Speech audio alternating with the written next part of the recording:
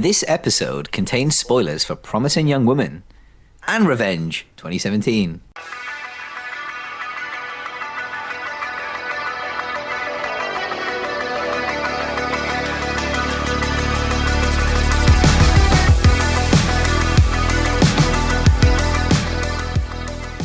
Hello and welcome to episode 11 of the Movies in a Podshell podcast. The podcast which takes one great film and couples it with a classic movie from another era. And for the second week running, it isn't from another era, but we do what we want. This week's pick, Promising Young Woman. I'm Jamie, and as per usual, I'm joined by my co-host, Casper the Friendly Ghost, but you can call him Johnny. The duvet is back out in full force after having positive feedback about how much better my microphone sounded last week's episode. We're back again. I'm under the sheets. That sounded weird, but hey. Yes, that's it. You are under the sheets, and like I said last week, I feel like I'm there with you. It's such a precarious setup. I've literally got a light stand on my desk and a light stand behind me and a duvet over the top. If I move my chair slightly back, this light stand will topple at any point. So if you hear a large crash, don't worry, it's fine. We'll get it sorted. I mean, it's April, so I'm just looking forward to the July episodes when you are going to be sweating. It's already toasty, and yeah, it's early days on the pod. Let's hope we don't go as long as last episode, because I was roasting hot that evening. I mean, I don't care because I'm not editing, so the last episode, I always seem to get the longest edits. To peek behind the curtain, if you will, our dear listener, we actually take turns in editing the podcast, which makes it much nicer. So, and yeah, we're just lucky, aren't we, that we can both edit podcasts. That's it. It's my week, so Jamie will make as many mistakes as possible, which you won't notice in the edit. I mean, that's a complete lie, because I think we've got a good flow going now. I'd say 90% of re-edits in podcasts are usually my fault anyway, so there we go. This is not about the blame game, Johnny. This is about Movies in a Pod Show. This is about what you've been watching this week, which we always start with. And so what have you been watching since the last episode? So Film Forager did a tweet Instagram post about how good the new King Kong Godzilla film is. So I haven't watched that yet, but I watched the previous Godzilla film, Kings and Monsters, because I wanted to have seen all of them before I went in. I don't think it would have been that essential, really, but I had really good fun with it. I don't think it's great. I just enjoyed it for a bit of fun. It was on Now TV, and it was classic, really chilled out Sunday afternoon. Chucked it on, had fun with it, and it's Millie Bobby Brown. Is it Carl Chandler, the guy from Bloodline? Which I always obsess with. I think it's Carl Chandler. I've never seen Bloodline, so I don't sorry. Know. Yeah, so I enjoyed it. It's fun monster nonsense, and there's some good fights at the end. I think a lot of the complaints about that one are they make the fights hard to see because they make it more realistic, whilst in the latest one, they just go all out. Look, it is what it is. Go with it. And it's a bit more sci-fi. So I'm really looking forward to watching the next one on that recommendation. So I watched that. I quite enjoyed it. And to be honest, aside from that, I've been watching a lot of TV. A show that I'm really keen on at the moment, which was recommended to me by a friend of the pod, PB. Coronation Street. No.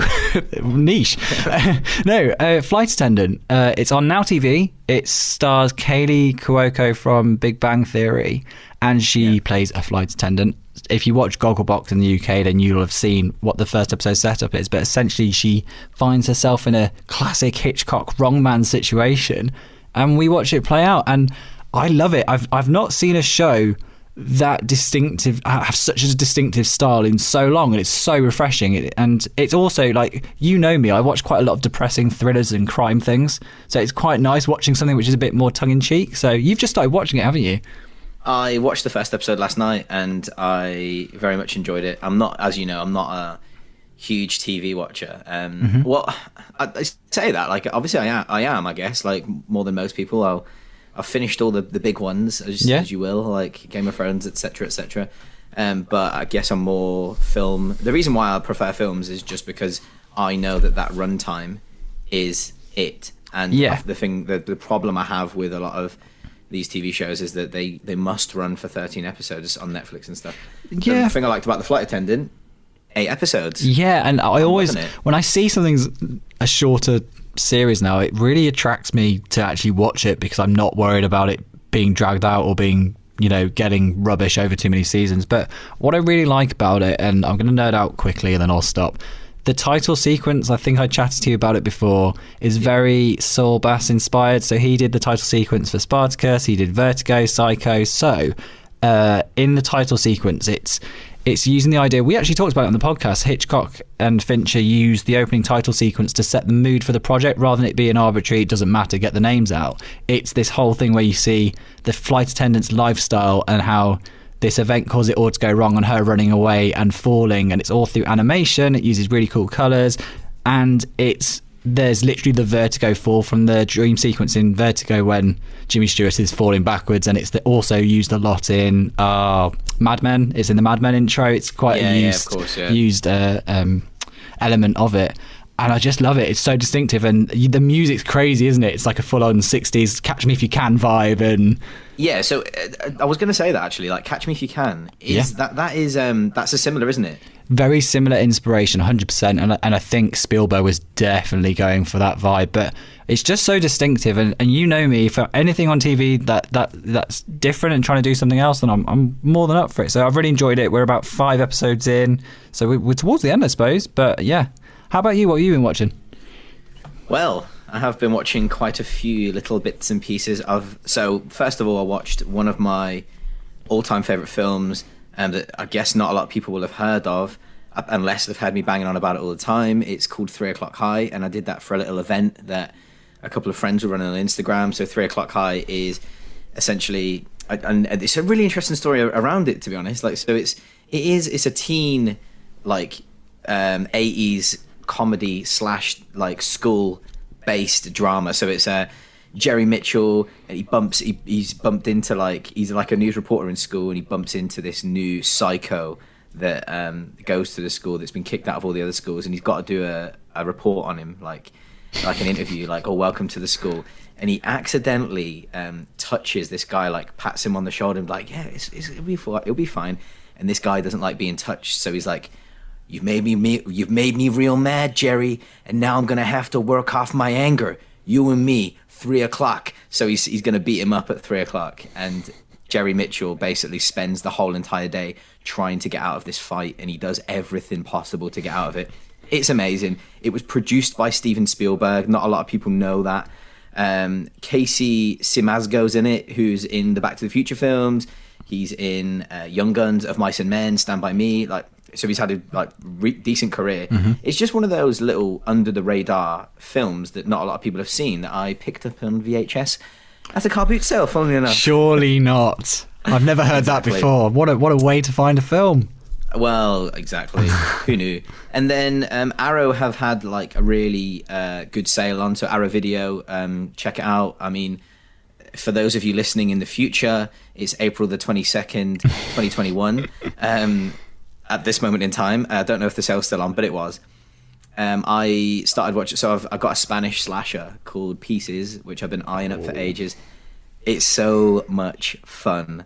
Basically, it's a Boston detective searches for a maniac responsible for mutilating university co-eds, and it's like a murder mystery. Like, it's absolutely fantastic, and it's basically it starts off like this kid hacks his mother to death. Oh God, of course he does. Because he's actually so it's called Pieces. This is really funny. It's stressing me out just hearing about it. Go on, yeah. Well, we'll talk about a film later that definitely stressed you out. So Pieces, it's called Pieces because this kid is he's doing a jigsaw, but the jigsaw's of a naked lady, and his mum walks in, kicks off at him, and then he retaliates by slashing her to death. Oh God. And then so it's really it's great. It's so much fun, and I loved it. And the gore scenes are just they're amazing. I then watched Sound of Metal, which is obviously that's one of the new films. Oscar, it's up for Oscar at the moment. Yeah. So it's directed by Darius Marder. I'm sure everyone's heard of it. Yeah. So it's basically a drummer from a punk / death metal band. He basically loses his hearing really rapidly. And it's about him coming to terms with his future, and it's been really celebrated, particularly its portrayal of the deaf community and how they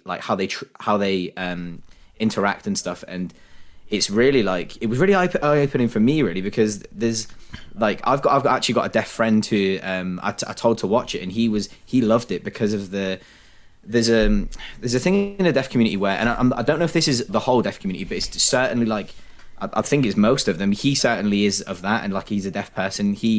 They're against the cochlear implant, so you can get like a cochlear implant nowadays where you can still, it allows you to hear. So the deaf community is completely against this because they believe that actually like deafness it's not a disability. It's actually like you can communicate better than anyone. And there's like a running joke in the deaf community. They say, if you ever want a secret to get out, tell a deaf person. Like, and it's really wonderful in how the whole the film's made, portrayed, how Riz Ahmed like goes through all of his experiences. He actually learnt American Sign Language and he learnt drums for the film. Wow. It's brilliant. Like, and I tell anyone to watch it. It's on Amazon Prime at the moment. I like Riz Ahmed. I've seen him in a few things. I think he's good. He's an engaging guy. I didn't realise he used to be a rapper as well. Is he English? He is, isn't he? Yeah. Yeah. I thought he was. I think he's really Cockney. Yeah, I'm trying to remember. He was in a TV show a few years ago. I'm trying to remember what it was. But anyway, yeah. I mean, obviously, I'm not going to lie. The first time I really remember seeing him was Star Wars Rogue One. And then I've seen him in a lot since then. Right. I hate Rogue One. Wow. Anyway, we'll gloss over that for another day. Just Johnny getting scared again. I know. I love. No. Let's be clear. I actually love Rogue One. I know there's been a real reevaluation where a lot of people slate it. Also, really randomly, when you said Arrow, for some reason I thought you were about to tell me you were delving into the CW Arrowverse. I thought, wow, Jamie's bringing the level. No, that ship sailed long ago. I remember when we lived together, we used to watch Arrow a long time ago, back in the day. And you had loads of the graphic novels. Yeah. Yeah, I've got some now. Yeah. Arrow is Arrow Video. They're like a boutique Blu-ray label, like Criterion. Kind of. Yeah. But they're mostly geared towards.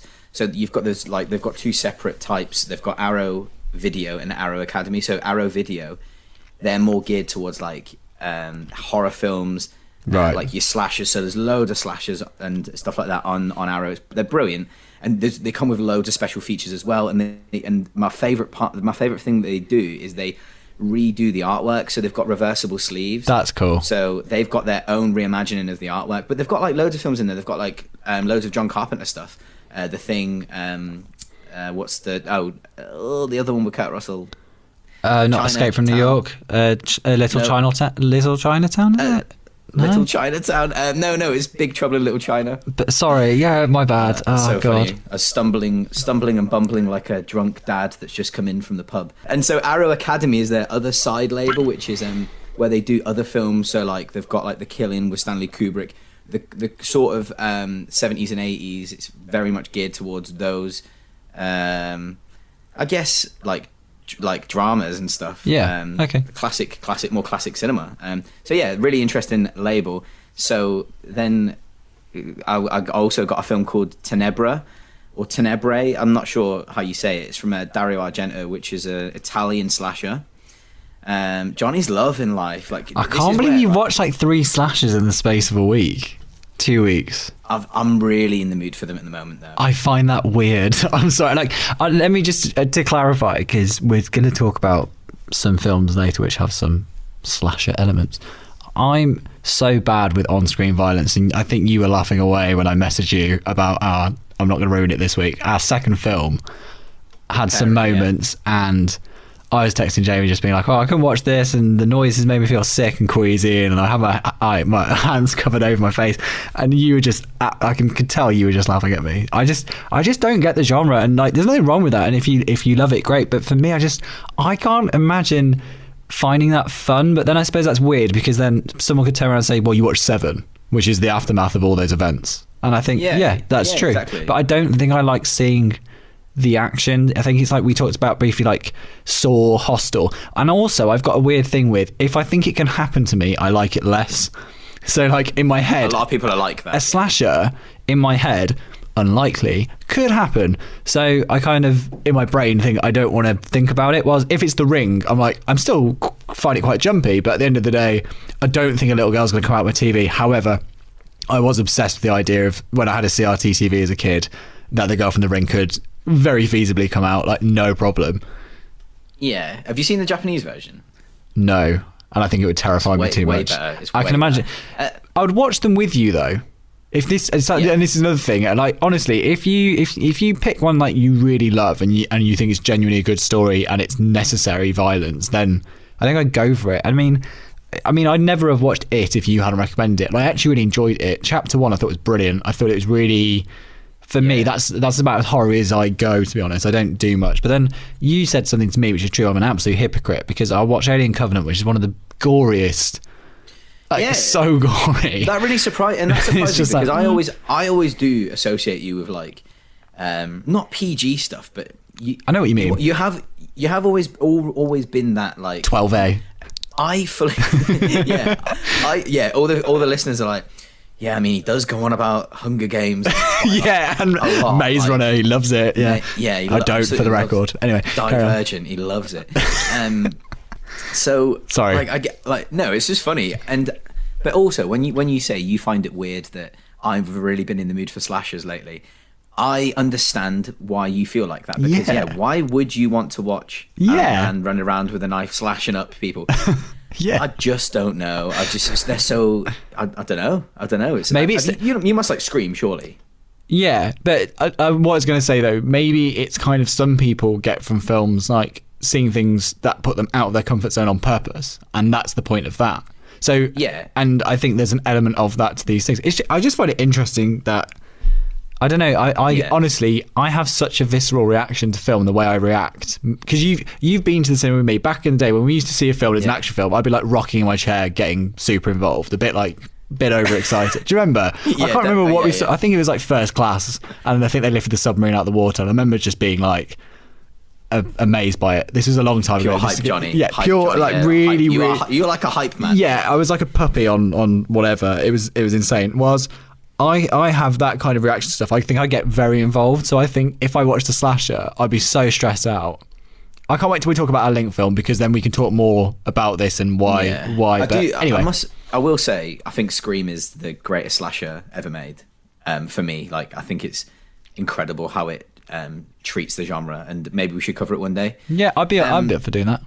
Yeah, it's fantastic. Like it completely Anyway, right. So the film was Tenebra by Dario Argento. You might know him from Suspiria, which I didn't really like personally. And so this one's about an American writer who goes to Rome and he's stalked by a serial killer who's like harassing him whilst like killing off people that are associated with the book he's written. And also it's brilliant. It's so good, and it's dubbed.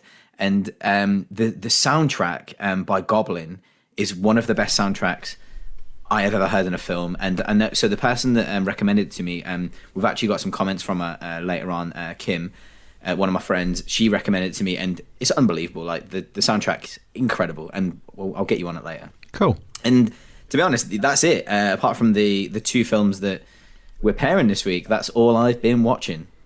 I'm looking forward to talking about our two films this week because I think you picked a good link. I know we originally put out that we were looking into The Invisible Man, but we're holding off on that because we thought we had a better pairing this week. I know with some of the Oscar nominations, etc., we've been shifting it around a little because it's been nice to do some more recent current things going on, and I think you guys from the feedback we've had are interested in. What am I trying to say? Yeah, out now. Current. That's fine. The word I can think of. Yeah. So let's have a chat about Promising Young Woman. Every week, I go to a club. I act like I'm too drunk to stand. And every week, a nice guy comes over to see if I'm okay. I'm a nice guy. Are you?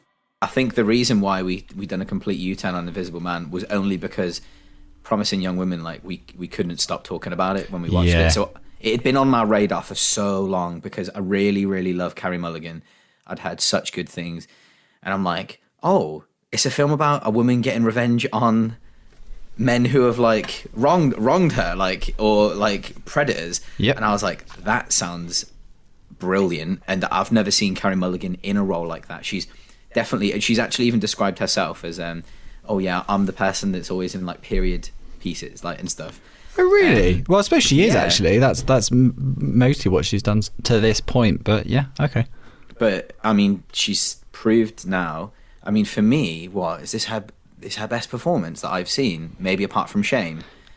What I think was amazing in this is the fact she's a character trying to show she's not bothered by things at all points, but is obviously troubled by them the whole time. And as an actor, how do you convey to people that you are deeply troubled by an issue, but on the surface, to the characters in the film, you're pretending you're fine? That's a very like how only a good performance can convey that. Otherwise, you're just going to look blank and not great. I'll be honest. The first film I remember seeing with Carey Mulligan in was probably Drive, and that was 2008-ish. I don't know. I thought it was 2007. Maybe. I don't know. But yeah, she, and again in that film. That, for me, what I loved about that film with her and Ryan Gosling's performance and their chemistry was the fact that not a lot's said. It's all through the action, and you just pick up the vibe. And again, I must say, it's 2011 Drive. Was it? Oh my God! I didn't realise it was that current. But then it came out when we were at uni, didn't it? Yeah, that's true. Actually, that's true. And we absolutely buzzed off it. We did indeed. Yeah, but what I was going to say was just the performance in Drive is brilliant again because it's through action rather. There's not a lot of dialogue in that film, and she conveys so much by looks and that kind of thing. And show don't tell. Yeah, exactly, and very much so in Promising Young Woman. There's a lot of scenes where she's acting. Sorry, you're getting insight into the character through her actions a lot more so than actually what's being said, because there's a lot simmering away beneath the surface. So it's probably a good time to speak to you. With Jamie, give us a quick little synopsis about what Promising Young Woman actually is about. You love this bit, didn't you? I do. Yeah, you love this bit because you hate doing it. Yep.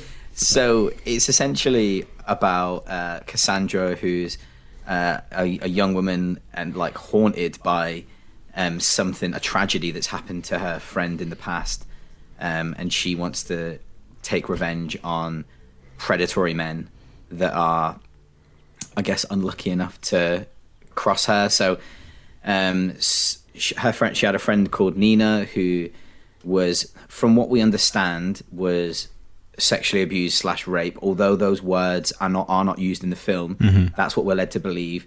And then Nina, we think, kills herself.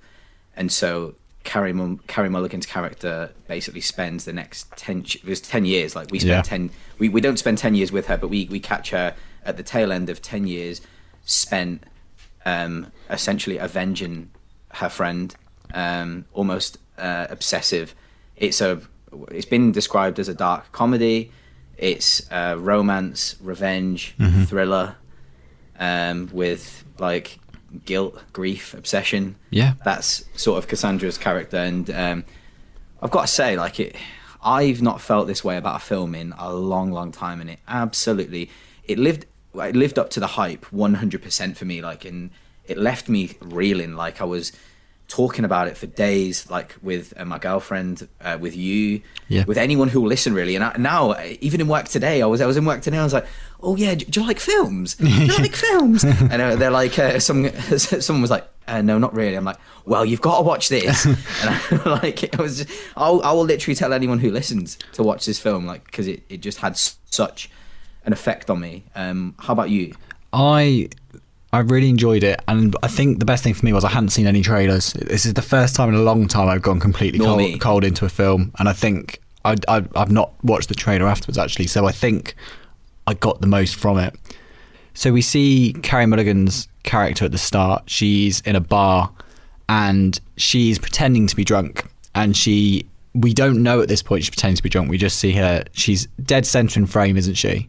And I said to you, the reason she's dead center within the frame is because it's showing she's isolated and vulnerable. It's very specific, the lighting, isn't it? And in the nightclub, and the framing, sorry. But the lighting in the nightclub is quite seedy, isn't it? It's quite poppy colours. You've got blues and reds, and it's definitely it's like not chavvy, but it's certainly the kind of clientele that's in there.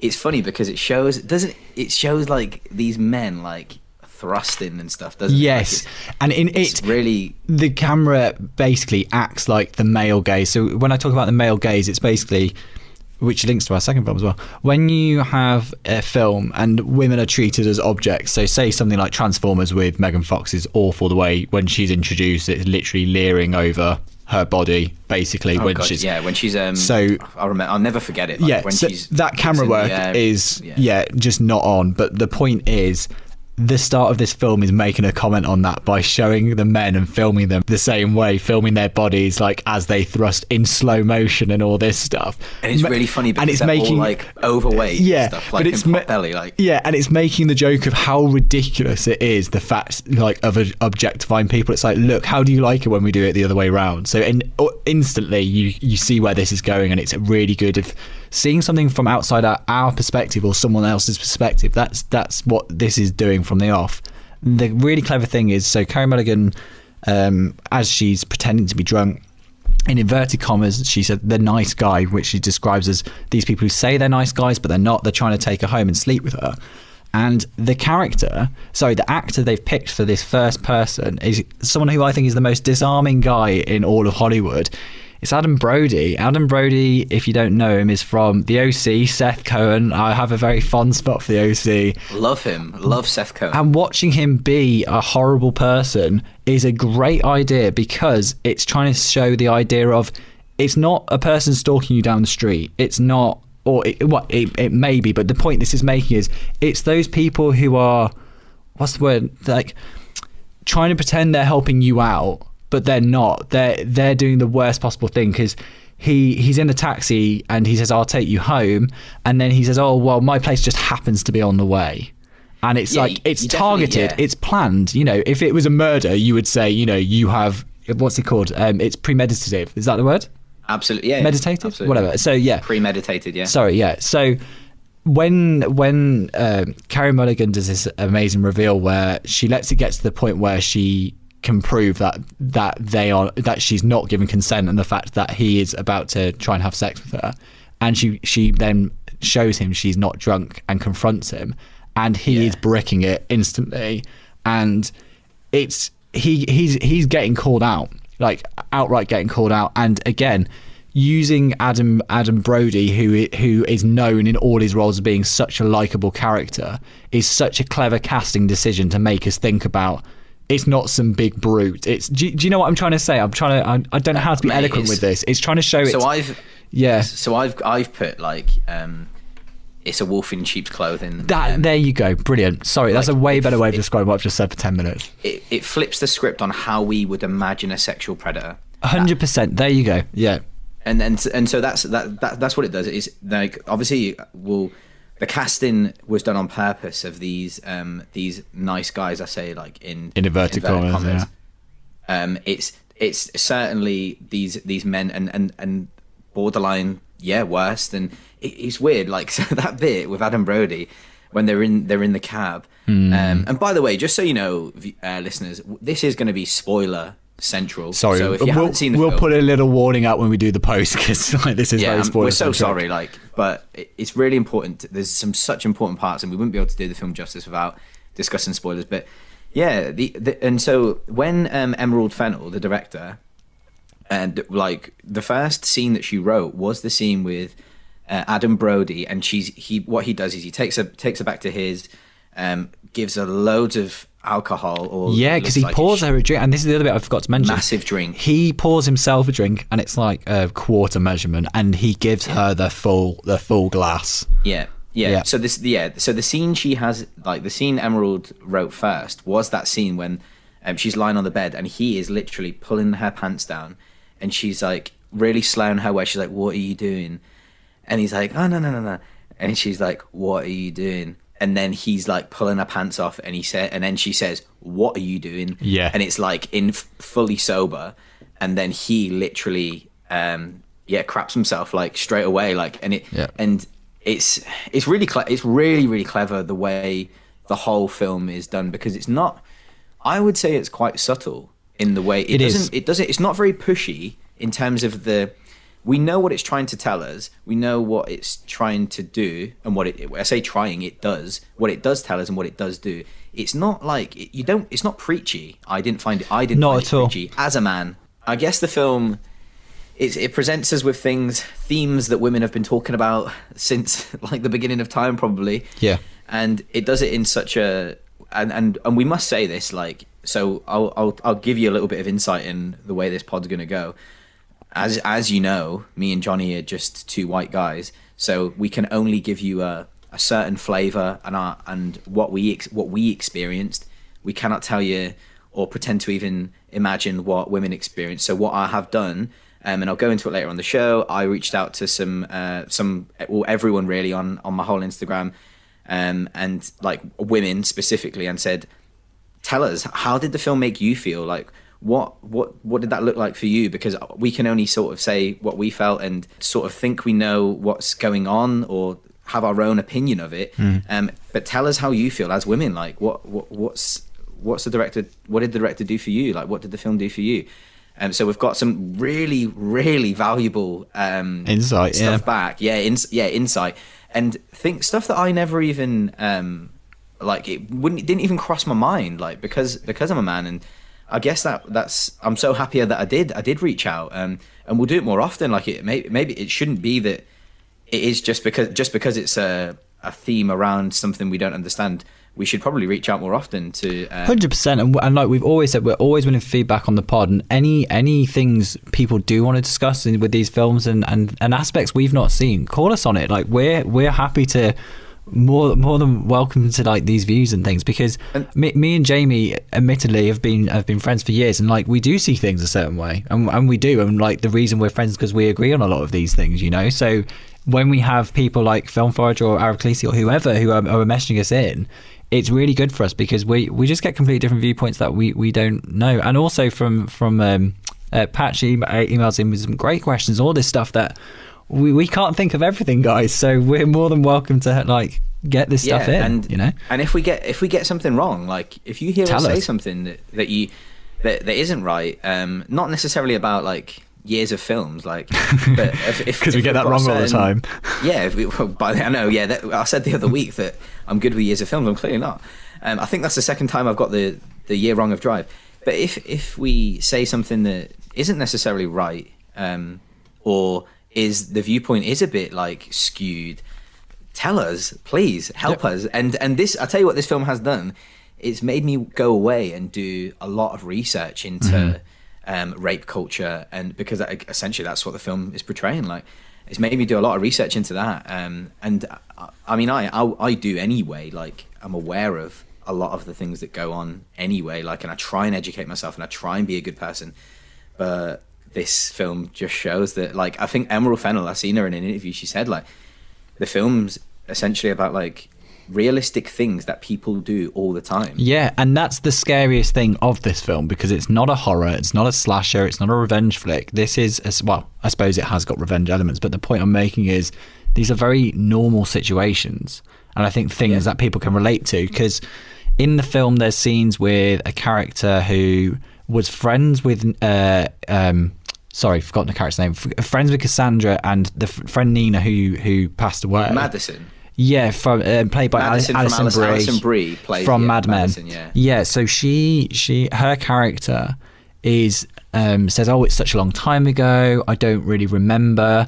Then she kind of goes down the "we were so young." Then it's kind of the boys will be boys, and it's that enabling culture. And I think that's something. She used to get blackout drunk. It's victim blaming. Yeah, 100%. And I think that's a thing that I don't know. I think that's something that has definitely happened before, that needs to be called out, and seeing it done in a film like this just really got you thinking about times you've heard that phrase. And even there's a scene where Carey Mulligan's character goes back to the dean of the university, and the dean of the university, and it's that was the most difficult scene, because she says basically every single week we get issues like this where people are reported they've been assaulted, but we can't ruin every young man's career. So it's the fact that they're not acting on what they're saying. Essentially, they're given the benefit of the doubt. And we even meet a lawyer character played by, is it Alfred Moreno? I always get his name wrong. Alfred Molina. Molina, sorry. Moreno. Who is this guy? You said this. I said that to you the other day. Keeps texting me about Alfred Moreno. I don't know who he is. I don't know who he is. Probably a footballer. Who knows? Probably, yeah. And his character is a guy who for years defended these boys, or these university students who are of a certain walk of life, They're all training to be doctors, weren't they? They're all at medical school, and I do think class has an element in this as well. That because of the fact they are white male doctors in training, etc., is another reason why they are receiving the benefit of the doubt and are able to get away with the actions that they're talking about in the film. What a perfect transition in. Because I wanted to tell you about.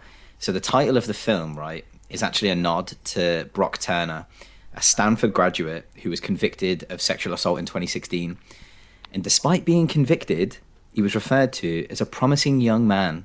Oh, really? Is that what the title's from? Why are news reporters and judges so concerned with the future of rapists? So he's been convicted, right? He has been found guilty. This promising young man, who cares?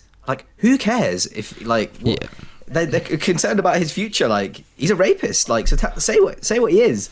Yeah. And so that's what inspired her to use it as the title, because it's such a And I think another thing I want to say with this film, and I think it does really cleverly. This could quite easily be a desaturated, dark, gritty film to match the subject matter.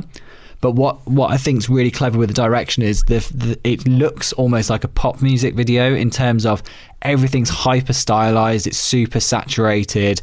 The framings, it really draws your attention to the framing, lots of centralized framing. There's some amazing screen grabs of some of the cinematography online for this film. And I think the reason it's done in this way is it almost looks like a rom-com from the 2000s. Which would have been the era they were at university, I think. You said this to me, and I really, really love this insight. So please tell the listeners, go into that. Well, the thing that sold it for me was essentially she meets a character called, I've forgotten his name already. The doctor is it Lauren Paul? Bo Burnham. Who plays him? The actor that plays the doctor. What's his name? Well, I don't know his name. I can't remember his name, but it's played by Bo Burnham, Ryan. Ryan. So he is the doctor who Carey Mulligan's character falls in love with, and she thinks she's found an out. She's found a way to no longer need to go in. She's basically told by Nina's mother to move on with her life and to stop holding on to this grudge. And she decides that she's not going to. She's going to let it go. She's going to have a new life, and she meets Bo Burnham's character Ryan, and she decides that, okay, this is my second chance. And very early on when they start dating, it's only their second date, and he says, oh, funnily enough, on the route to the cinema, my flat's over there, so do you want to come up for a drink instead? And she's devastated because up until this point she thinks he is a genuine nice guy, and it's the first inkling of a subtle behaviour, but it's still forcing her into a position she doesn't want to be in. And it it is a bit dodgy, isn't it? So of course it's dodgy. It's just he doesn't say anything. It's the implication. It's the implication, and I think that's the point that's being made, really, because you feel for her character Cassie, because you know she doesn't want to be there, and you know she said to him outright, I want to take it slow. Like he said, essentially, we can be friends and go from there. They have a confrontation after this where she calls him out on it, and he says, you won't even hold my hand, and all these things. I know you want to take it slow, but I don't. So he does back off in that situation. He's like, oh my god, I've misjudged the situation, blah blah blah. Yeah. So he does back up, and at that point it's really clever because it does lead you into thinking, oh no, he is a nice guy. She says, I'm sorry, it's my fault. Yeah, and I hate that because, again, that's, the writing's on the wall at that point that it's going to come back and bite you. And I'll be honest, I didn't see it coming at all. Do you know what? It's interesting you say that. I did, to be honest, because I thought as soon as she's changed her moral compass, it's going to go elsewhere. Yeah, but I didn't see it coming at all. In terms of the rom-com thing we've been talking about, in the cinematography and the poppy style, there is a scene where it's almost... For me, this was my interpretation. If this is wrong, that is absolutely fine. But the Paris Hilton song. Yeah, they're in a pharmacy and they're singing along to Paris Hilton, and it's all hyper stylized. People in the pharmacy are like, why are they singing along to Paris Hilton? And it's intercut with showing a montage of their relationship to show they're getting closer together. They're in bed together the next morning, and it's kind cheesy, of isn't it?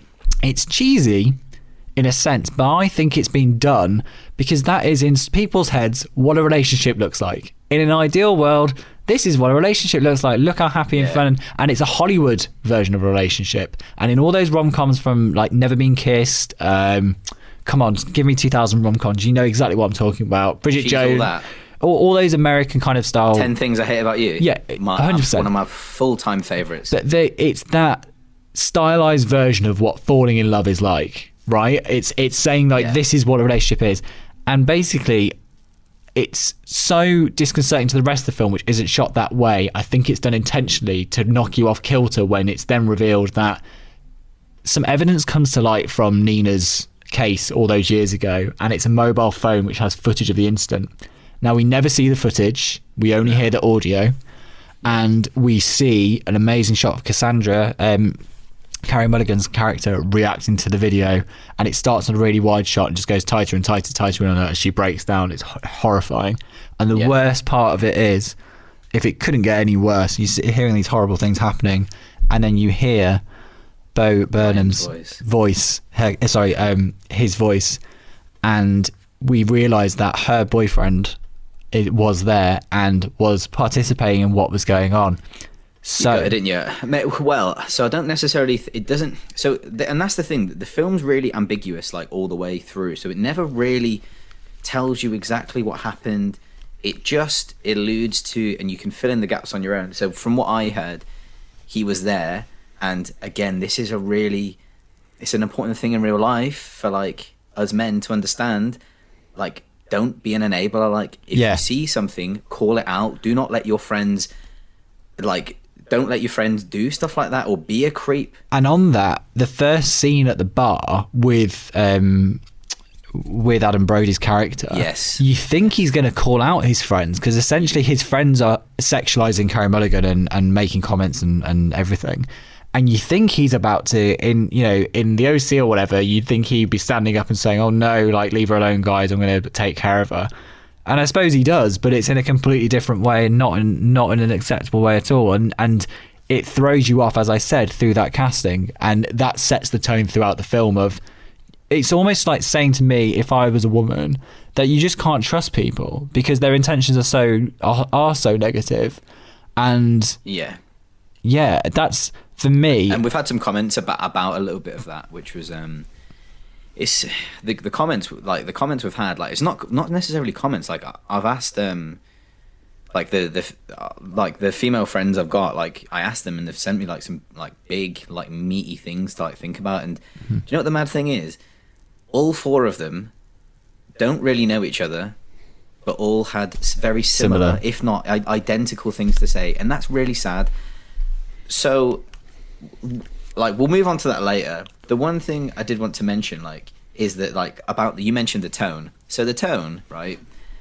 It's I found it quite funny throughout. It is a dark comedy to me. I think the way it deals with such weighty issues is Cassandra's character is really funny, and she's in her day job. She works at the coffee shop when she's in her element, and she doesn't really care about the job, and she's just joking about it, and she's just good fun to be around. So. And I actually like her relationship with her parents, because her parents are like trying to move her out very unsubtly, packing her a suitcase for her 30th birthday or whatever.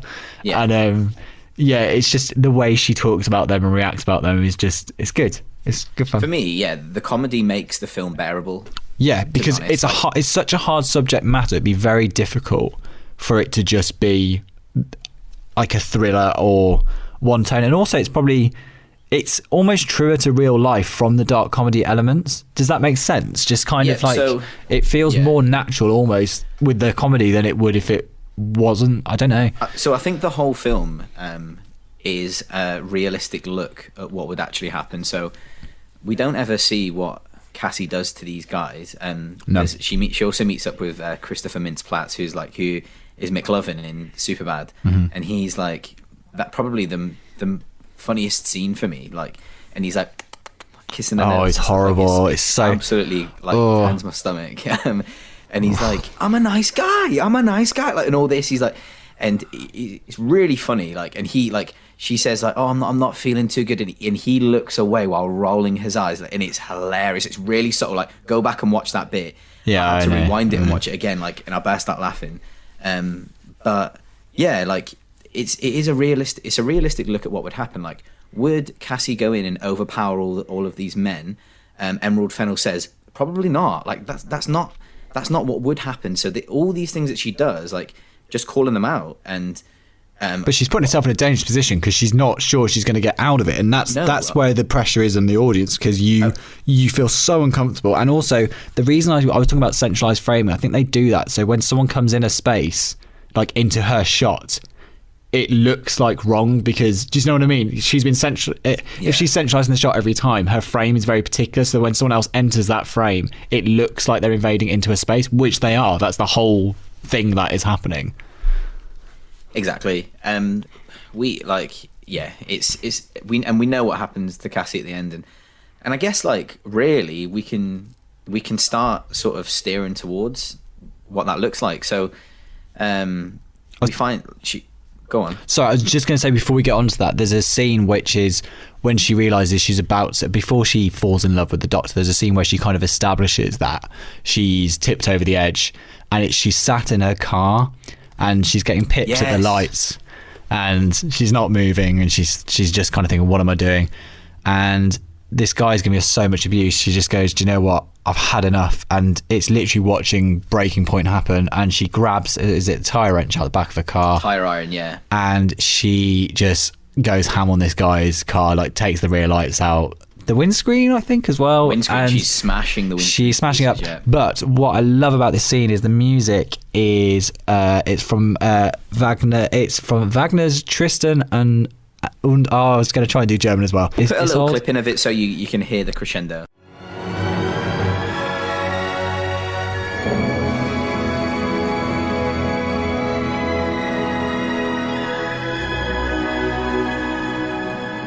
The piece of music, the reason I love it is because the piece of music used is in it inspired Bernard Herrmann to write the music for Vertigo, which, as I've talked about, is one of my favourite soundtracks of all time. But it's also, the opera's about quite a tragic love story about people not being able to be together. So there is an interpretation that her relationship with Nina, although it's not a romantic relationship, it's similar. It's like throughout their life, she's a troubled soul and she's not happy or at peace until she also dies. You know, that is her coming to peace, you know, being reunited. I thought that was quite an interesting reading of it, but also it's for me, it's like an epiphany almost. That's it, 100%. And when the crescendo comes is when she starts slamming on that car, and the music just builds and builds, and it's just glorious. And I said it's from an opera. You don't actually hear the singing accompaniment to it. It is just the orchestration, but it builds so much. It's just an amazing moment. And then when she gets back in the car and she realizes and says, it's almost that enough now. I realize this is getting to the point where I could be getting arrested, or this could go seriously wrong. And I think that's what influenced the decision to give the doctor a go, isn't it? That's when she kind of realizes, I need to try and have, in inverted commas, a normal life. What my parents want for me, they want me to have a partner, they want me to go for a different job and all these things. And I think she just wants to be happy, really, doesn't she? Because she's not happy. And I think that all gets unraveled once she sees the lawyer. And and like she played like in, sorry, when she gets the phone, not when she sees the lawyer. There's a lot of like biblical references in the film, like, so it's sort of suggested that she is an avenging angel, and that's been used several times, like when describing her character. So there's, when she's standing in a coffee shop, there's artwork in the coffee shop that makes Cassie look like she's got a halo. Yes. When she's sitting down to dinner with Madison, again, like the light like looks like she's got a halo, and that's sort of like prevalent throughout the whole film. And in the end, obviously we know that she dies. It's almost like a sacrifice, isn't it? Yeah. So the ending is one of the hardest U-turns I've seen in a film in so long. I didn't see that coming. I can't say I did. I kept thinking it's going to change. So essentially, from the mobile phone, she finds out that who was involved at the party. So when she goes back to see the boyfriend, she calls him and says, I'm going to tell the police unless you tell me where all these guys are now. And she learns there's a stag party happening in a hut. In a place in the countryside. Al Monroe. Yeah. So he's the man. She decides to go and pretend to be a stripper to deceive them. So she goes in, she gets them all drinking, she drugs all their drinks, which is what she basically says, ironically, is what's happened to her and all these women over all these years. So have it back the other way. And she takes Al Monroe upstairs, and he doesn't know who she is. So she handcuffs him to the bed, and we think, okay, she's safe. That nothing. What could possibly go wrong? I don't know. And he's still acting the nice guy, like, oh yeah, like look, like I really love my fiance, like we can't do anything, blah blah blah. So he's like, it's almost like he's changed, like, isn't it? Like, so he's but has he changed, like, or us in to a full sense of security again with this nice guy persona? And then she says her name is Nina, and he instantly then clocks who she is, knows something's wrong, and he tries everything. He says every excuse she's heard so many times that she won't accept because they're not good enough. And he says, we were young, he starts with I don't remember, I think, and then it goes to we were so young, I wasn't the only person there. Every worst possible excuse. And I think she basically says to him, like, much like in Girl with Dragon Tattoo, she's going to carve into him. Is it? She was going to carve in Nina. He's going to carve Nina into his chest. Because in Girl with Dragon Tattoo, she tattoos rapist onto her rapist. Incredible. And so we think it looks like the plan's going well. Her plan is going well, and just as we think it's about to happen, she's about to make the cut. He then gets free, and he attacks her, and he suffocates her with a pillow, smothers her with a pillow, and and she's kicking back, and we keep thinking she's going to stay alive. And in a normal Hollywood film, let's be honest, in any other Hollywood film, there's a fight. She probably kicks him in the nuts, and then Bo Burnham comes in. Ryan comes in to save the day and saves her, and then she realizes that he's actually okay, and they get together, and they stay together till the end, and he gets convicted. But this being real life, no, she dies, and this being a realistic depiction, it's horrible because it reminded me of in Torn Curtain is not particularly favourite Hitchcock film of mine, but there's a scene where someone gets killed in an oven, and it's like really, it focuses and shows the whole thing, and like they get gassed out. And this is a similar thing, like the whole process of watching her die, like it happens. Now, this might sound horrible to a lot of you, but what the point it's trying to make is all the things that Cassie's done to this point are almost insignificant because she's at this place with all these men, and essentially when the best man comes up and finds her, he's like, it doesn't matter, she's just a stripper, we'll burn her and no one will ever know. And it's just like, okay, so these, in inverted commas, nice guys, this is basically showing that how awful they're treating her, not even like a piece of, they were treating her the night before like a piece of meat because she was a stripper. Or just like pretending to be a stripper, and now she's well, if she's a stripper, she's worthless, so we'll just kill her. Don't worry about it. Like, it's not even an issue. It's crazy. So the scene when Cassie gets smothered, it's really difficult to watch. It's one shot, isn't it? Carey Mulligan didn't use a stunt double, so it was her. Emerald the director asked, she had an FBI friend, asked them how long it would take to smother someone. They said about 2.5 minutes. That scene, 2.5 minutes long. Brutal, like absolutely brutal. She feels like a lifetime. You can't. It feels like a lifetime, and you think she's going to get out because everything about, like you said, about Hollywood. Everything we've been taught in storytelling is she will be okay. And the whole point of this is real life. I know it's not real life, but the point is saying, in a real situation, I'm sorry, that this is what would happen. And I think another important thing before this is the film doesn't try and say that Cassie's actions are all correct either.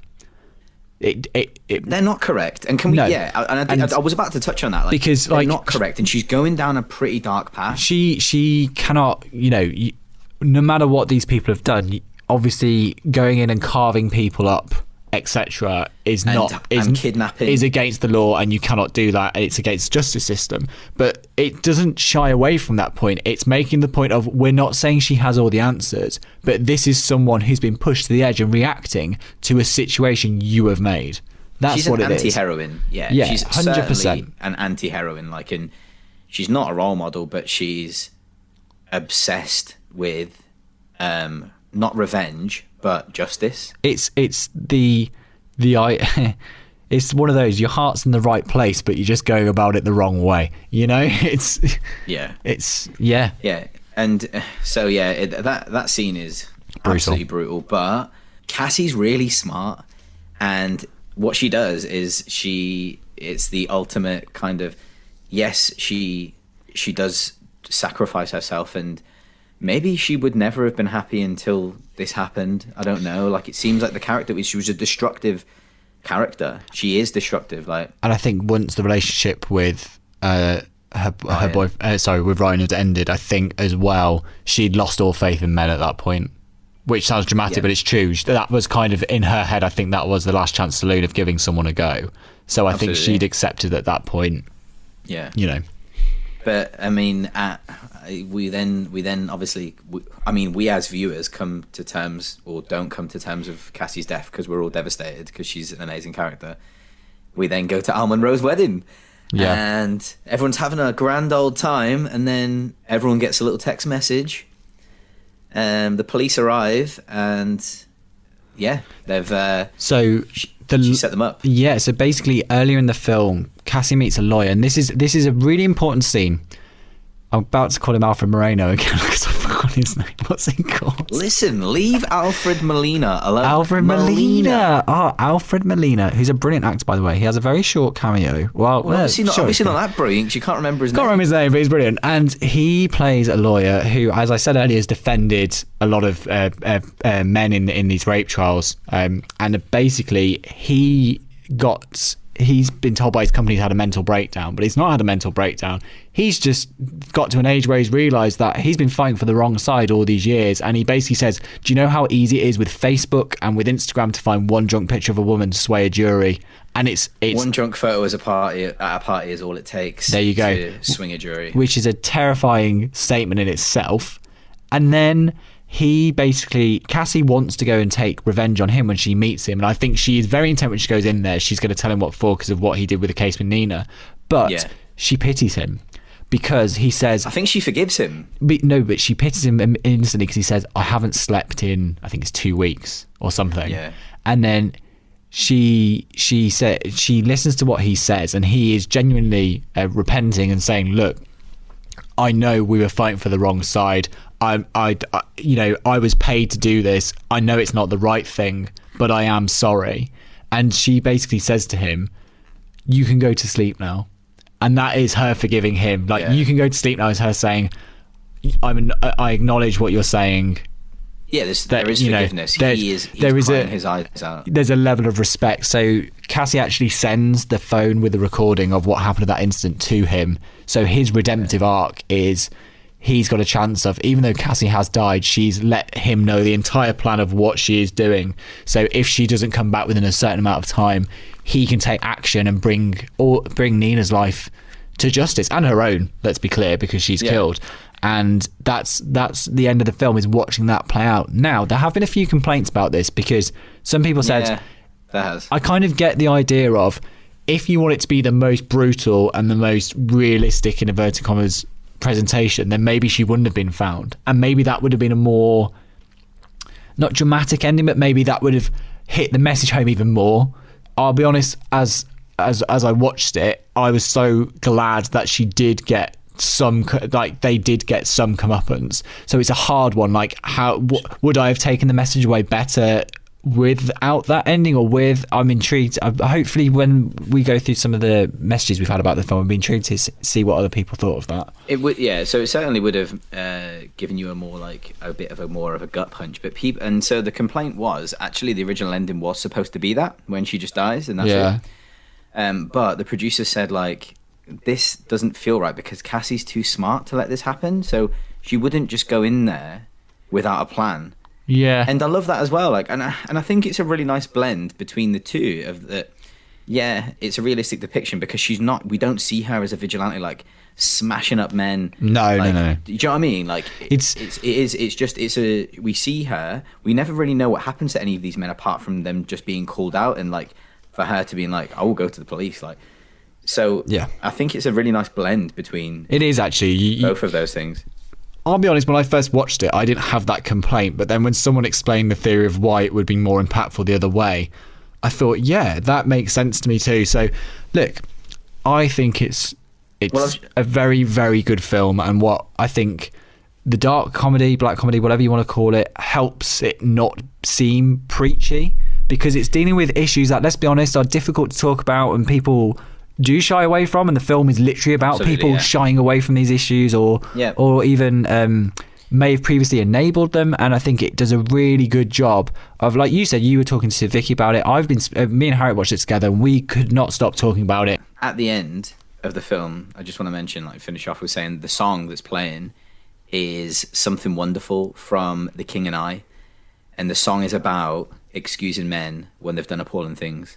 Wow, I didn't realise that. Good shout. Yeah, there's a lot. And one last little anecdote for you all.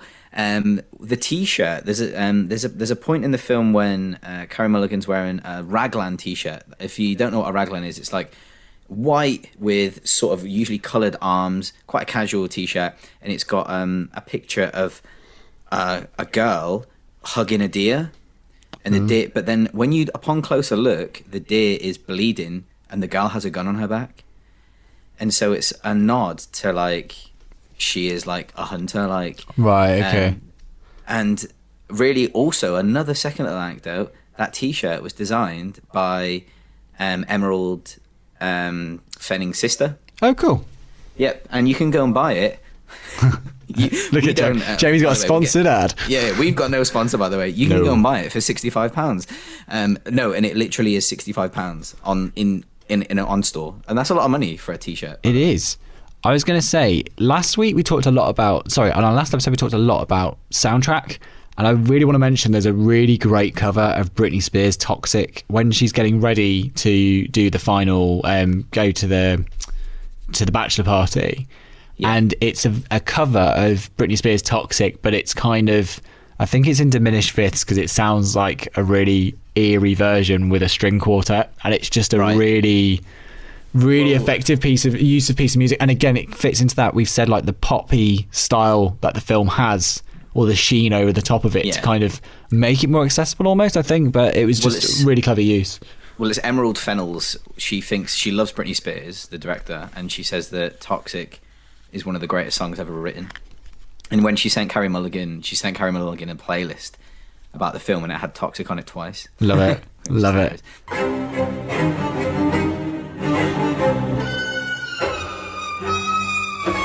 Let's get, I guess we've done our usual little bit, but I think it's really important in these situations, like I said earlier, you've got two men's points of view on the film and how we felt or didn't feel or what we missed around the film. So I reached out to some close friends, female friends, and I asked them, film fans, how did they feel?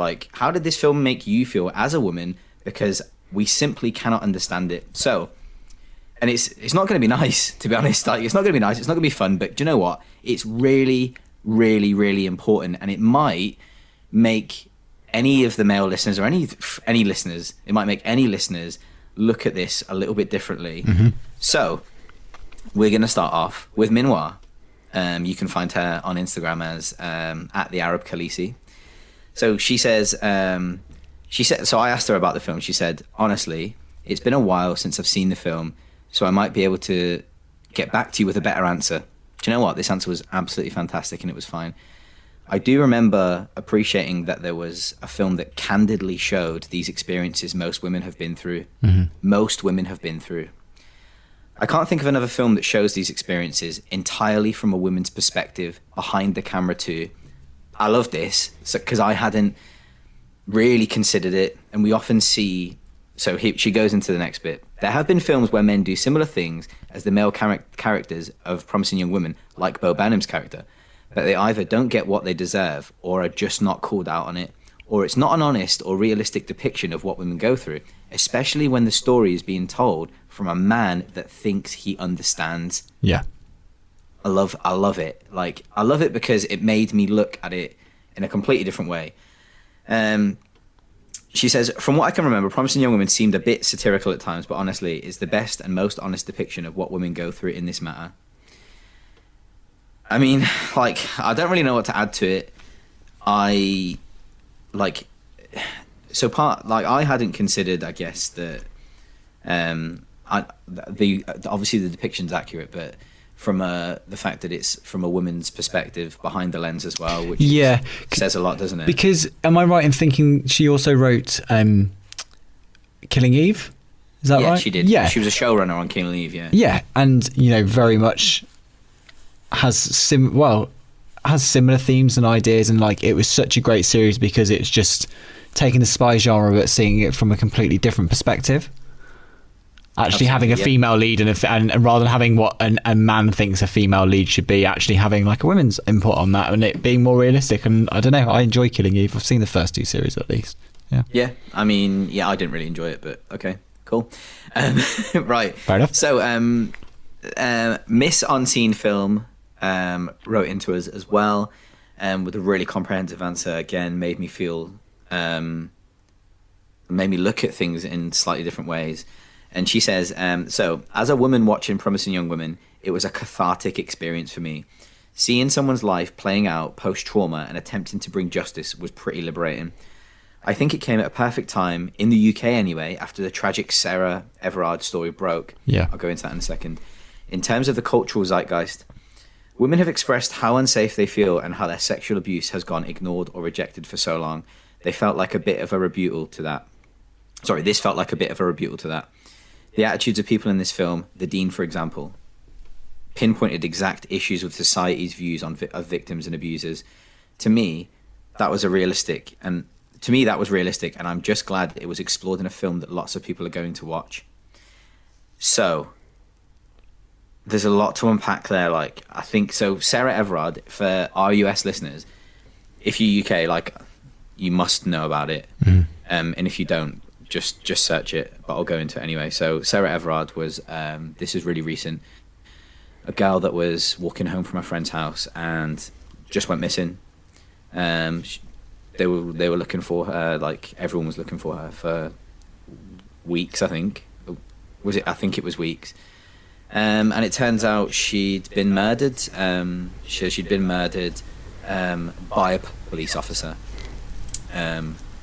Yeah, and I guess there was in the UK especially, there was so much sort of uproar about it, like, and rightly so, obviously, because she couldn't even walk home is the point. She couldn't walk home, and she did all the things she was told to do, which is, well, I never realised these things. It's all these things that women have been told to do after a night out, for example, and it's like, you should wear footwear that's like in inverted commas appropriate. So she wore trainers, she had a hoodie zipped up, like all you know what I mean? It's trying to, all these things that people are told to do. And I'm not being funny, it made me realise as a man, I have never once even thought about what I have to wear to walk home safely. And it makes you realise, people discuss white privilege, and it's like male privilege is something I didn't even realise I never thought about. No, because why would I? And reading all around the news that happened with that, it made me really think about that. And yeah, it's crazy. Just as you said, our viewpoint is so narrow. Really, it is, because we're in our own heads, and it's so important to, like you say, educate and read up on these things. Yeah, I think it's a really hard one for me, like for us, and it shouldn't be, but we don't experience it, and I think we need to think about how the other person is feeling. So, for example, I was on a call the other day. Like, it was a bit of training. It was called Go Big on Race, and it was about racial bias as well, and it was amazing, to be honest. But the one thing that this man spoke about was that he is a 6'8" black man, and he doesn't. He thinks he has to think about other people around him. For example, when he shakes someone's hand. So when I shake someone's hand, I just shake their hand. When he shakes someone's hand, he could crush their hand. So he has to be aware of the people that are around him. And that is like us as men. So like, we can do certain things to make women feel safer. For example, if we're walking home, cross the road. If you see a woman on your side, cross the road. If you're running, make yourself known, make louder footsteps, do something. And there is certain things that we should be aware, like that, to make people feel safer, like keep your distance. Those kinds of things can make women feel safer. luckily for us, good old us, men, being a man's great, isn't it? Because, yeah, we don't have to worry about taking a headphone out when we're running. And I think that there was a question asked, like, oh, what would you do if there was a curfew at 9 p.m. for men? And women were putting, like, the most mundane things on. And they were like, oh, I'd go and sit on the beach alone. Oh, I'd run with my headphones in. Like, do you know what I mean? Like, it's such an eye-opener, and it's so sad. And I guess us, like, we can only educate each other, and we have a platform here, and we can only educate the listeners that listen to it. So we said before the show, like, we were a little bit nervous about doing the podcast, because we didn't want to get too much into the societal issues. But we've decided that we have a platform, and we also, like, as again you said, like, as white men, like, as men privileged, we will use that platform to discuss these things if, like, when the need arises, and it does arise. So thank you so much for sending that in. So I've got another couple that I'll go into now. The next piece I've got in is from Kim, who's a pretty good friend of mine, and so she says, it's hard to say without writing a huge essay on it, but definitely read my review for a bit more. And I guess you can find her at kims.cinema.escape on Instagram. So she says she felt the film hit the nail on the head on rape culture and the complicitness of others. The scene at the dean's office is probably prime example. It was very cathartic as well. Even though the ending was bleak and only resolved at her expense, it reflected real life in so many ways and didn't gloss over it. I think a big takeaway, especially from a male point of view, is the idea of guys stepping in when their friends are being gross, creepy, rapey. And it's true, innit? Rapey it is. Yeah. Don't just let it slide. That's essentially the point of her boyfriend's character. And I love this bit, and I hadn't thought about it still until, like, Kim had said it, really. It's drilled in how lovely and perfect he is, but even he still allowed all of it to happen. Yeah. He enabled it, like I said earlier. So when I said it earlier, I'd actually, like, the way it was Kim that made me think about it in that way. Yeah. She said, always believe the victim as well. One that's important is how much almost all women will relate to what happens in the film, whether it's just harmless, in quotations, sexual assault or full-on rape, to put it bluntly. Yeah. And yeah, I mean, again, not really much that we can add to that, but really, really important. I think that she's, like, fully right on the fact that, like, the complicitness of others, and it shows the complicitness of others, both men and women, throughout the film. The scene at the dean's office we mentioned, it's a difficult scene. It's a really difficult scene, because it's basically like, what is it she says again? We get these accusations all the time. Yeah. And then she defends Al Munro, saying, oh, he gave a talk last week on blah, blah, blah. Yeah. And it's just like, oh my goodness. It shows how it's been swept under the rug and completely forgotten about. Exactly. Yep. And so that was from Kim. And so I guess we've got one last one that I received from another friend, Julia. So actually, Julia mentioned some really so another thing that, like, so for me, we've talked about how funny the film is all the way through. So she says, I have heard Promising Young Women described as a dark comedy, which I find interesting. Maybe it is, but I also found the subject matter to be so sad and so full of truth that it was hard to find anything funny about much of it. Wow. I guess I know. I guess I should preface this all by saying that I loved the film and found it very heartbreaking that many women and girls' lives are ruined by these thoughtless actions, mostly by men like these. Especially when you mix Ivy League, status-hungry people, it seems far too common that women get overpowered and given less of a second thought when they're treated as just a bit of fun. The fact that her death was kind of the only reason they got in trouble was so heartbreaking. I also loved how the lawyer was the only character she foraged, because he didn't have an excuse. He didn't try to talk his way out of it. He was just like, listen, I effed up and it was wrong. Sorry, Julia, this is a family show. I effed up and it was wrong. And the accountability was so great to see, although so sad. I think some people would take issue with the fact that literally all men in the film, except for the lawyer's character, were awful. But I think that it is a testament to the underlying thought process in all people, kind of. Like, even after her death, Bo's character still pinned it on her being unstable, which kind of shows just how ingrained this thinking is.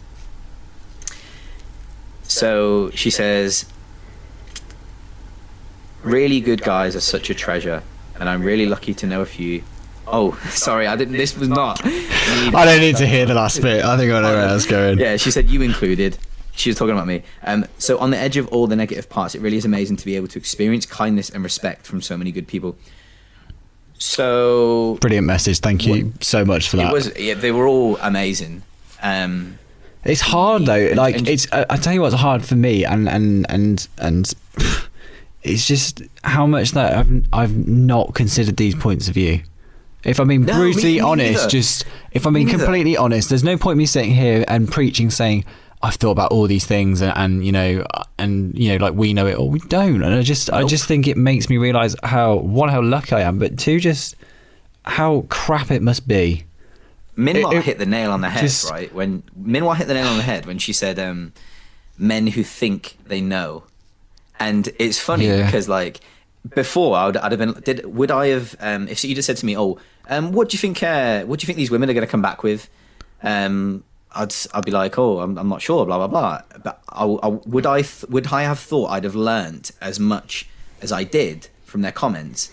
No, honestly, no. The insight we have had for this, honestly, because I'll be honest, Jamie had WhatsApped them to me before the pod because we were talking about it, and I'm not being dramatic, but it genuinely just blew me away because it's just, as I said, I've never in my life had to even consider any of the things that what seems like day-to-day activity, being able to get the bus home or walk somewhere or run or do anything. I don't even think about it, and I didn't even realise it was a privilege to not think about it, and it is, and honestly, it depressed me, and the film did, because it makes you realise how like I said, how rubbish it can be. And I just, I've got a sister, you've got a sister, and maybe when I was younger or growing up or now, I should have spoke more to her about this stuff. Maybe she would have given me better insight. And I know you were saying that you chatted to Vicky about it afterwards, and I chatted to her about it afterwards, and I don't know, it's just it's crazy. Well, I think the world's changed a lot as well in terms of so I always say this, in terms of the visibility this is getting now. I think that it's not happening more in terms of like these kinds of things. It's certainly not happening more.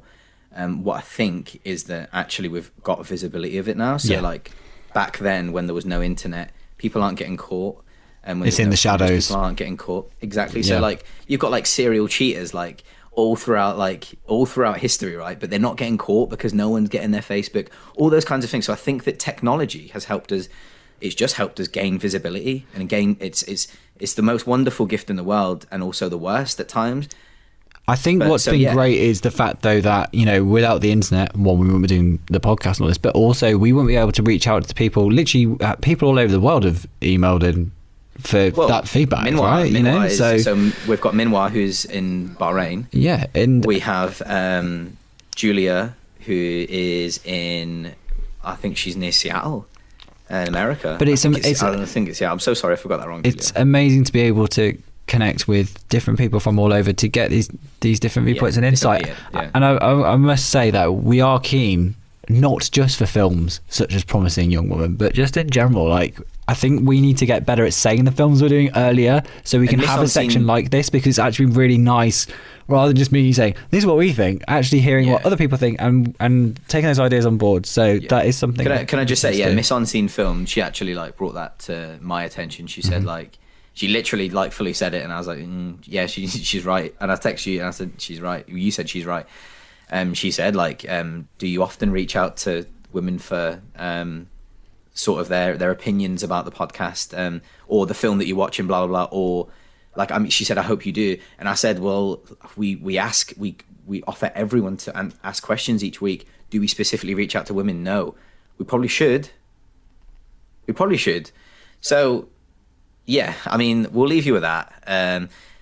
Just to say a massive thank you to everyone who did get involved with this, because I know it's a little bit different for the format that we normally do, and I really hope it's helped. I don't want to sound preachy with educate, but I hope it's given people insight, because for us it was so great to hear from people and hear such like you said, unfortunately, very similar viewpoints from people all over the world. For people that don't know each other. Yeah, for people who don't know each other. The same, similar things, and that's the sad thing. But yeah, no, thank you so much. Thank you guys.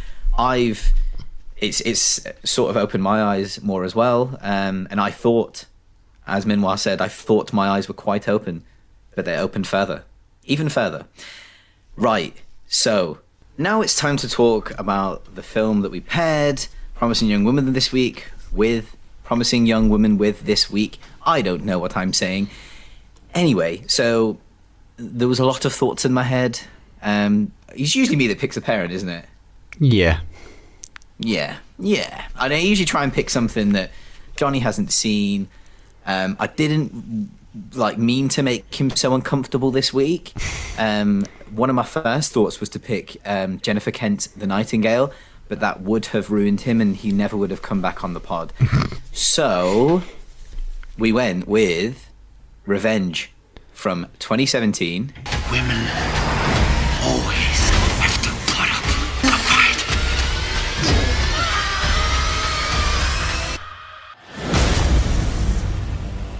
This film was so violent that it made me already queasy. It's not my thing. It's probably an accurate depiction of a lot of violence because there was so much blood for gunshots, etc. You didn't like the physical effects? All the physical effects? No. The filmmaking, the craft, everything. I think it's a stunning film. The cinematography of it is amazing. It looks very much like Mad Max Fury Road colours, like really punchy blue, orange desert. Connection. Yeah, love that stuff. But for me, it was hyper violent, and I'm not gonna lie, I found it really difficult to watch. I know we don't normally go into too many spoilers for the second film, but Jamie, do you want to give a quick synopsis, and then I'll go into the bits that made me queasy? So, Revenge, 2017, directed by Coralie Farguet. I think she is a French director. So it's basically about a woman called Jen. So she goes on this romantic getaway with her rich boyfriend who is married, and it's basically so I guess they're having this really nice time. He is nipping off for little calls with his wife and stuff, and then his mates get there, and his mates are looking at her like she is a piece of meat, and we'll talk about that in a second. But basically, she dances with one of them. Next day, he rapes her, and then it becomes a big thing, and then they try and kill her, and she survives, and it becomes it's essentially, on the surface, it is a rape revenge film. I prefer to view it as an action survival thriller. Yeah, I think, I'll be honest, I found it quite difficult from watching Promising Young Woman, which I thought was dealing with very similar issues in a very subtle, different way. And as you said, this is essentially more of an action revenge movie using the plot device of rape. And I think, to be honest, for me, I found that difficult to get my head around, having just watched Promising Young Woman.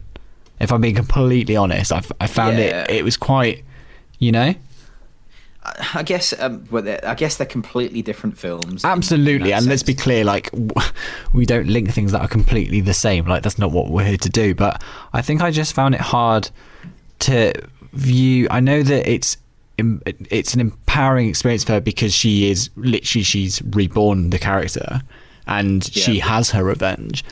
But I still found it hard, and I think that's the point. Obviously, it's intentionally difficult. It's not supposed to be. It's very easy difficult. Watch. It's very difficult. It's a hard subject matter to build a revenge film around. For me personally, to get invested with, I found that difficult.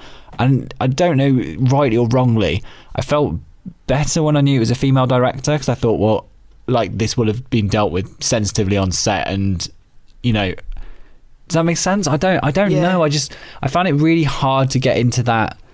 Maybe I was trying to view it not too seriously, because that's not what I'm trying to say, but maybe I was just viewing it in the wrong angle. Maybe it was the wrong time to see it, I don't know. So, right, okay, so could this be, and this is me, a question to you, Johnny boy, is like, what rape revenge film have you watched before? Any? Probably not. I don't. Yeah, and so I feel. Oh, Girl with the Dragon Tattoo. Yeah. So yeah, okay. Yeah. Okay. So both Girl with the Dragon Tattoos, and again, those are difficult to watch for very good reason, and they are very, very uncomfortable. But I think it's not the central idea of that film. It's a character moment of that film, but it's not the reason she does the things she does. It's another event in her life. Does that make sense? So in Girl with Dragon Tattoo, it's not her defining character moment. Isn't that? For me, I feel like she's a fully fledged character. Unfortunately, she's part of institutional abuse, and that's something that happens to her, and it's just dealt with differently. Personally, like that was my takeaway. I mean, like, yeah, I know what you're saying, and so obviously for me, like, I have watched rape revenge films in the past, like, so I guess like I Spit on Your Grave is one of the most important ones, most iconic. Yeah. You've got films like Hard Candy.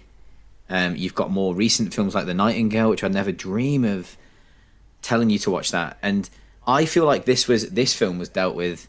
You can tell. So the way the film starts off, as you say, it's like the male gaze, isn't it? Oh, it's all like, it's so uncomfortable. Like, it's like a pop music video. There's a helicopter landing. The sky's all super blue, and it's like it totally is. Yeah. It's how would this character be shown in like in a music video? So her sunglasses are tinted down, and she's got a lollipop, and they're making it look in an alluring way, and the camera's only focusing on her body, not really her as well. Dressed all in pink. It's all done on purpose.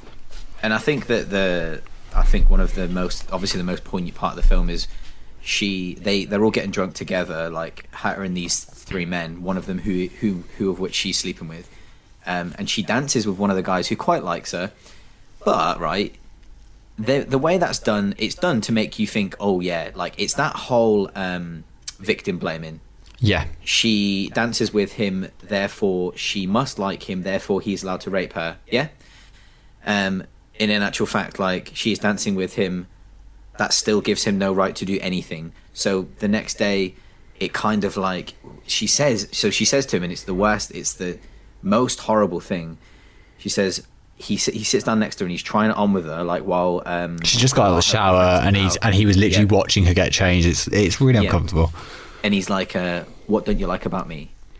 And she's like, it's really uncomfortable. And she's like, you're not my type. You're not my type. And then he's like, no, what don't you like about me? And then in the end, she's like, okay, I prefer tall guys.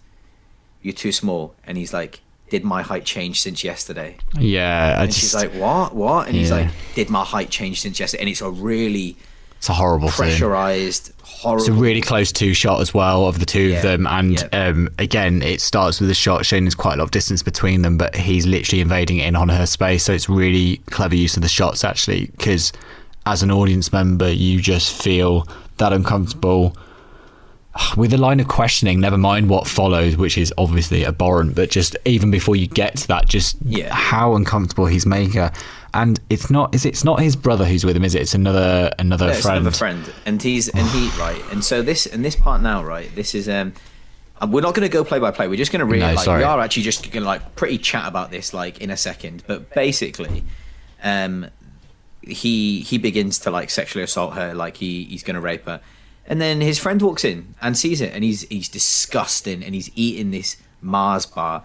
And it's a close-up shot of the teeth like chomping down. Yeah. And it's like almost like showing the animalistic, like, and how disgusting he is. And then he's got a choice to make. He either can stop it from happening, or walk away, or do nothing. He chooses to do nothing. And again, that's another really poignant piece. Enabling behaviour, and don't be a bystander. Do something. And so after that, that happens. She's like obviously extremely upset. She threatens to out the relationship to her partners, to his wife, and that's what tips their decision, which is they drive her Well, no, there's a foot chase. There is a foot chase. A foot chase. And sorry, a foot chase a thing? Sorry, I've never. Have you ever heard of foot chase? A foot chase. Explain to listeners what a foot chase is. Running. Right. Okay. On foot. So you're not on a motorbike or something. Oh, so she runs away. You say car chase, foot chase is legitimate. There you are, dear listeners. I challenge you to a foot chase. Okay. When I see you on Saturday, we'll have a foot chase. Me, you, and Peter. I think I'll be all right. I think I might win. Anyway. I don't think. No, if it was over 100 meters, I'd smash you both. Okay. So on that. Okay. It's on. See you Saturday. You're getting it. So after they run away, they run literally to a cliff edge, and you think there's no escape from here. This isn't going to go well, and you're lulled into a false sense of security because they try and talk around with a job and an offer to keep silent, and you think they pay her off. Yeah, they want to pay her off and move her to a different country. Yeah, and you think, oh, Canada. You know, is she going to take the deal? What's going to happen? And just as you think it's all going to be resolved, is this too spoilery for this? No, I think it's an important part of the film because it's in the trailer, to be honest. So they push her off a cliff. They push her off a cliff, and the film is about surviving that ordeal and how she is quite literally reborn. There's a lot of things I liked about this film. There's a lot of symbolism in it throughout. There is a lot of there's a lot of religious symbolism, just like in Promising Young Woman. Yeah. There's I love this piece. So she obviously survives, like crawls away, and she's wearing she's wearing all pink like at the beginning of the film. Then she changes to all black. Like there's a lot of like the colours really important. And the hair changes as well. Like after the incident, it goes from blonde to brownish. Yep.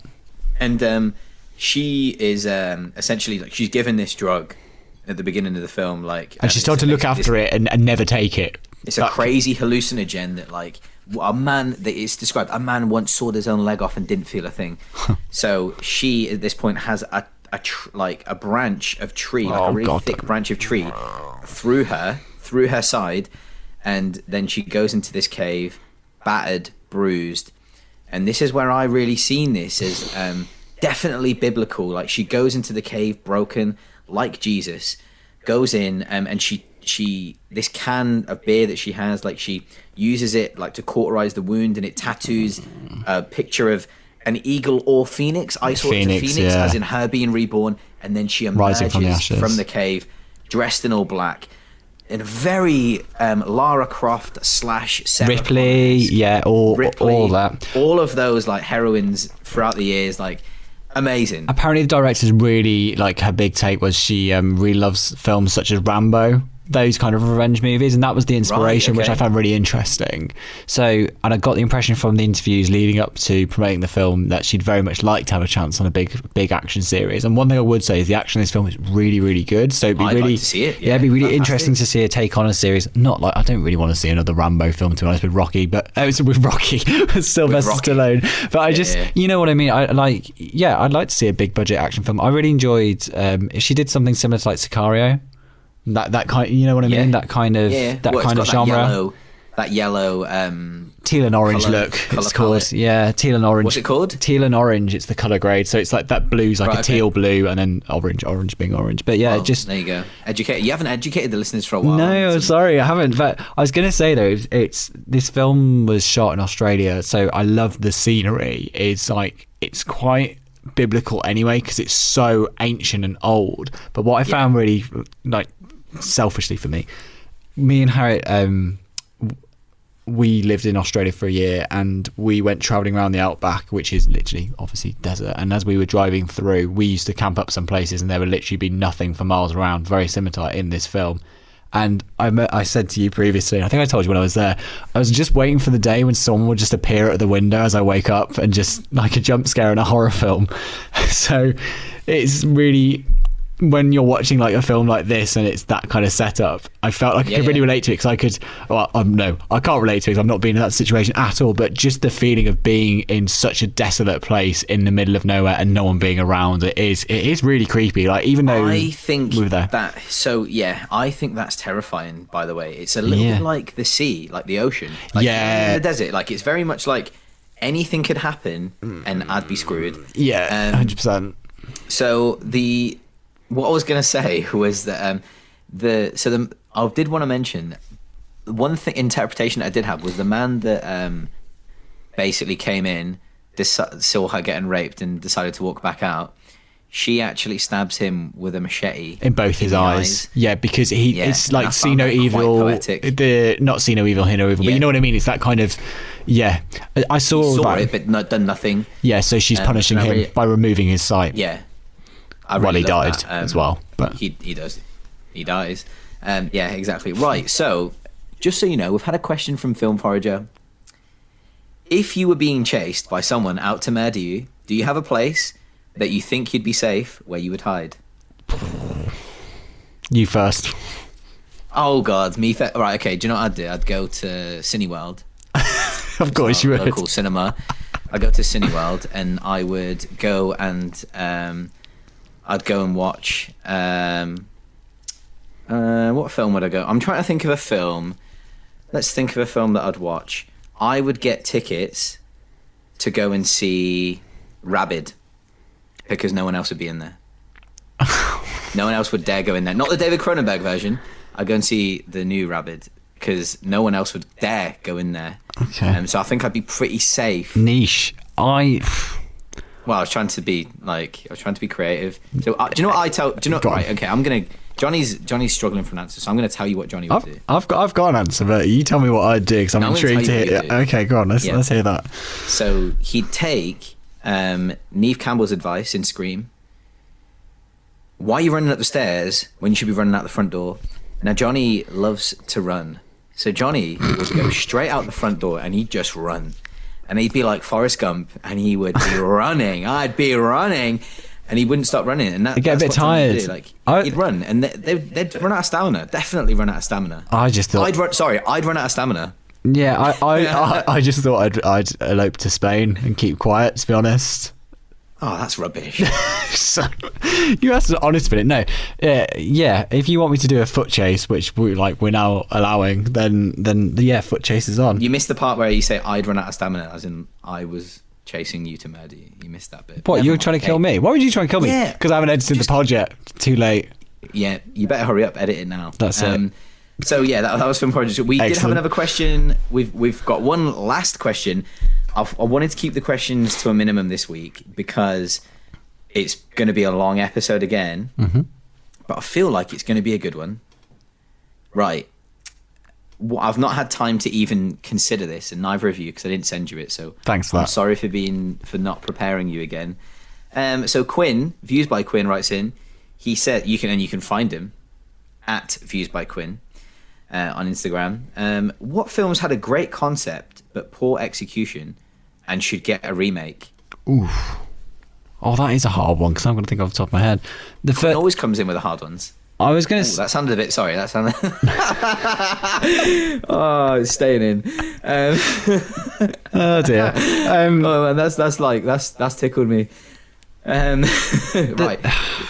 Let's think about films that have got a good concept but are poorly executed.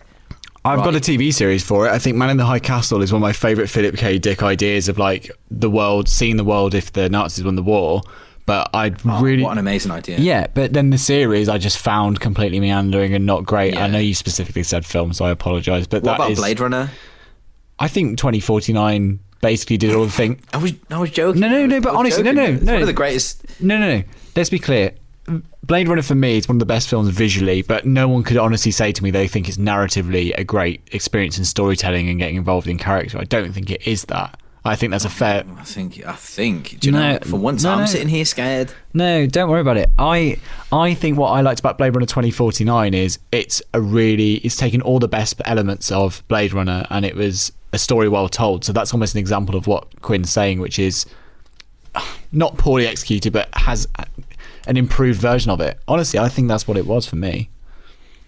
I mean, I am really struggling to think of anything off the top of my head, and I almost feel like I feel quite bad. I guess I've got nothing.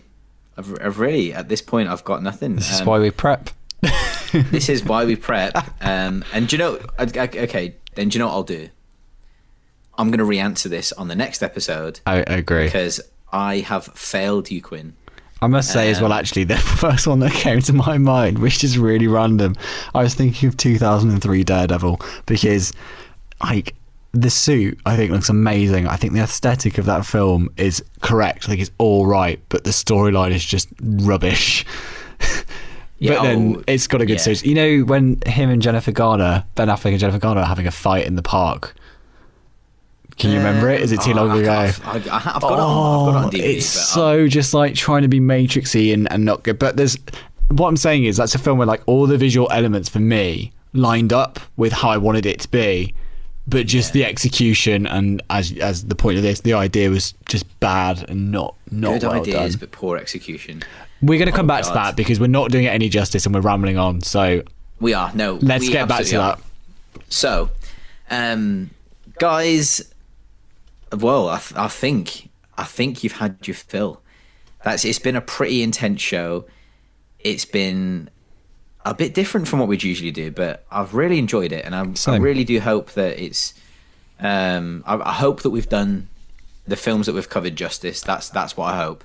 Yeah, we were really nervous about like making sure that we talk about how much we've enjoyed these films, but also the fact that it's got such a conversation going, which I think is amazing that film can do that, you know, because I don't know if we would have had this conversation without watching Promising Young Woman, and I think that's why it's I can say we would never have had this conversation without watching Promising and I think Young that's Woman. Why it's so important that this film is getting the Oscar recognition why this film is getting the Oscar recognition right now, because it is going to get people who may not have even considered these things, or people hearing different insight like we have on the pod today. As we know, there's far too many. Well, I don't really know what else to say. Like that's a really nice way to sum it up. We never ever shy away from anything on here. Like we always want to be honest. We always want to cover things in a really thorough way, and we'll always tell you the truth, like, and how we feel, like, and going forward, we will always grab opinions from others, unlike ourselves, because it can bring fantastic insight, just like it has today. And that being said, we must end the show. That's the end. As per usual, please go on your little Apple iTunes. I don't know why I did it, Dick Van Dyke, but go on your little Apple iTunes. Give us 5 stars, please. Give us 5 stars on your Apple iTunes. Is that what you call it? I feel like an old man saying it like that. Oh, have you got Apple iTunes? Is that what you say? Yeah, on iTunes. Go on your Apple Podcasts. No, it's podcasts. No, it's not Apple iTunes. Go on podcasts. Oh, Apple Podcasts. I'm such a 32-year-old man. You are. And Spotify. A lot of our listeners are actually on Spotify. If you look at the breakdown, a lot of you guys are on Spotify. Right, okay, so you can't rate us on Spotify, but definitely download us and still listen to us. The amount of effort Johnny's put in, like he's got a little tent fort with his so just to make his mic sound better. He's in a fort right now. He just wants to be younger again. So, what's wrong with that? Why are you looking at me weird? You want to be young? I am young. Right, cool. That is the end of the show. I have been I've been banned all the time on Instagram. I'm constantly banned at the moment. I've done nothing wrong. Please vindicate me. I am at Movies in a Nutshell, and you are at jcb.video. Thank you so much, guys, and we'll see you in a fortnight. Oh, sorry, just forgot to mention the next film, Mad Max Fury Road. Get it up here.